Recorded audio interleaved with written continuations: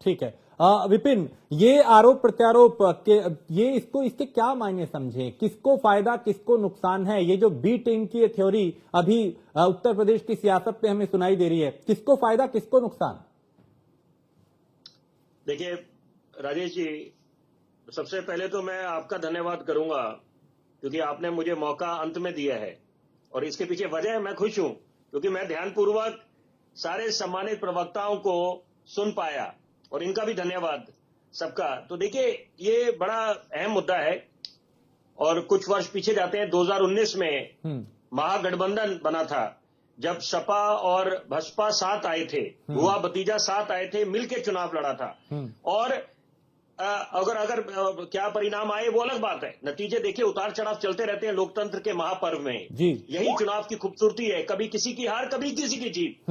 हमने आजादी के बाद सत्ता पे कौन काबिज रहा इतने वर्ष? Congress party, grand old Congress party, स्वर्णिम इतिहास वाली कांग्रेस पार्टी, और बड़े महानुभाव दिए हैं, वो अलग बात है। फिर 2014 के बाद या उसके पहले वाजपेयी साहब, अडवाणी जी, उनका युग रहा।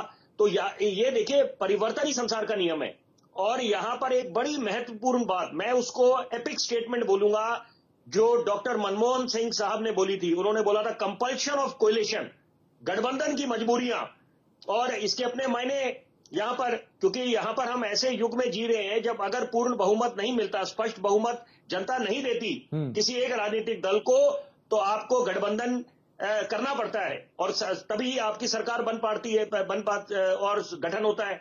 तो इसका मतलब यह है कि आपको सोच विचार करके अपने सहयोगी दल, उनका चयन करना पड़ता है, उनको साथ लेना पड़ता है चुनावों के पहले। और यहां पर इंडिया अलायंस, उन्होंने अपना मिलकर चुनाव लड़ा। उसके बाद आपने देखा कि इंडिया का अलायंस अपनी जगह, और 2024 का चुनाव अगर हम कांग्रेस के नजरिया से देखें तो बहुत बेहतरीन प्रदर्शन रहा। बहुत जरूरी बात बोलने जा रहा हूं। हाँ। यहां पर अगर हम उसकी तुलना करते हैं 2014 से और 19 से, तो कमबैक करा है। देखिए, ये जरूरी नहीं है कि आप चुनाव में जीतेंगे तभी आपको बाजीगर बोलेंगे। यहां पर कांग्रेस ने वापसी करी है, क्योंकि जो भी ये आंकलन कर रहे थे कि राइट ऑफ कर दिया था कांग्रेस को, तो ऐसी बात नहीं है, किसी को राइट ऑफ नहीं कर सकते। और यहां पर शाकिर भाई की बात से मैं नहीं इत्तेफाक रखूंगा, मेरे बड़े अच्छे मित्र हैं। ये बोल रहे थे मायावती जी को नहीं, उनका एक दौर था, ऐसा नहीं है। उतार चढ़ाव कभी भी कोई कमबैक कर सकता है, और यही चुनावों की खूबसूरती है।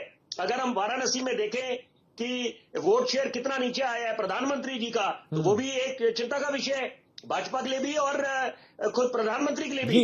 ये उतार चढ़ाव चलते रहते हैं लोकतंत्र में।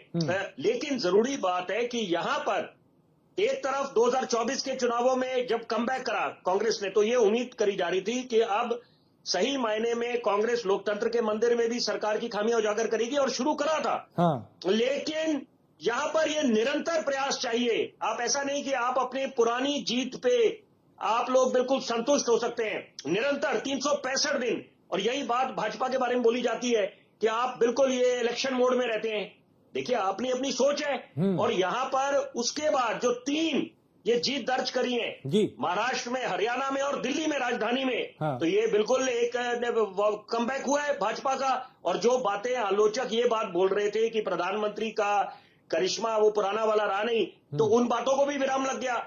ये देखिए, ये भी आपको सोच जानी पड़ेगी अब। और ये मैं इसमें जिक्र करना चाहूंगा उमर अब्दुल्ला जी का। उन्होंने बोला कि इलेक्शन प्रोसेस पे हमारे को कोई किसी तरह का वो सवाल नहीं है, और वो जब प्रेस से बात कर रहे थे, तो इसका मतलब है, क्योंकि वो देखिए वो खुद इस समय मुख्यमंत्री हैं, और यहां पर आपको समझना पड़ेगा कई जरूरी बातें हैं कि यहां पर ये जो बात चल रही है इस समय की, ये क्या कारण है। देखिए, सीधी सी बात है, 2027 को भी देखा जा रहा है, क्योंकि अब वो दौर निकल गया कि आप कांग्रेस को कम समझें, क्योंकि एक तो जो 2024 के लोकसभा में कमबैक करा है, और साथ साथ ये जो प्रदर्शन है ओवरऑल, तो यहां पर अच्छी बात है। दिल्ली का प्रदर्शन मैं जरूर एक संक्षेप में बोलना चाहूंगा, 30 सेकंड राजेश जी, 1 मिनट मुझे मौका दीजिए। हाँ। वो निराशाजनक रहा है, क्योंकि बतौर पत्रकार जब मैं विधानसभा जाया करता था, हर एक मंच में इस बात का जिक्र करता हूं। स्वर्णिम दौर, जब शीला दीक्षित मुख्यमंत्री थी, चौधरी प्रेम सिंह प्रदेश अध्यक्ष, जिनका नाम Guinness book of world record में दर्ज है। क्या कारण है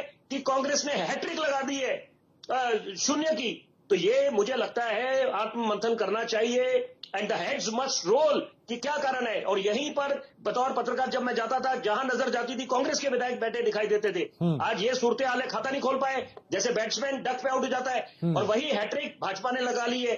तो ये बात है कि अभी ये उतार चढ़ाव चलता रहना चाहिए, आपके कार्यकर्ताओं में जोश बना रहना चाहिए, और शीर्ष नेतृत्व ही कमाल कर सकता है, वो ही प्रेरणा देता है।